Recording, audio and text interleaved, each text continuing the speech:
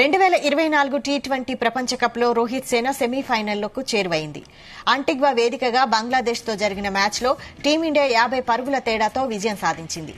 తొలుత భారత జట్టు 196 పరుగులు చేయగా లక్ష్య ఛేదనలో బంగ్లాదేశ్ నిర్ణీత ఓవర్లలో 8 వికెట్లు కోల్పోయి 146 పరుగులు చేసింది.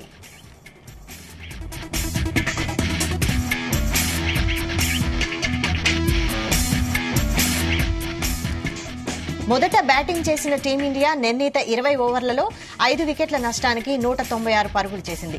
భారత బ్యాటర్లలో హార్దిక్ పాండ్యా హాఫ్ సెంచరీ చేయగా రోహిత్ శర్మ, విరాట్ కోహ్లీ, రిషబ్ పంత్, శివం దుబే రాణించారు.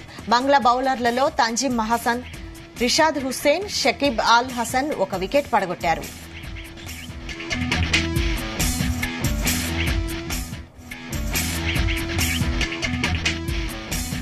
197 పరుగుల భారీ ఛేదనలో బంగ్లాదేశ్ ఏ దిశలోనూ విజయం దిశగా సాగలేదు. మంచి భాగస్వాములు నెలకొల్పినా వేగంగా ఆడలేకపోయారు. అదే వారికి విజయాన్ని దూరం చేసింది. బంగ్లా కెప్టెన్ నజ్ముల్ హుస్సేన్ శాంటో ఒక్కడు కాసేపు పోరాడాడు. భారత బౌలర్లో కుల్దీప్ యాదవ్ 3 వికెట్లు పడగొట్టగా హర్షదీప్ బుమ్రా 2 వికెట్లు తీసుకున్నారు.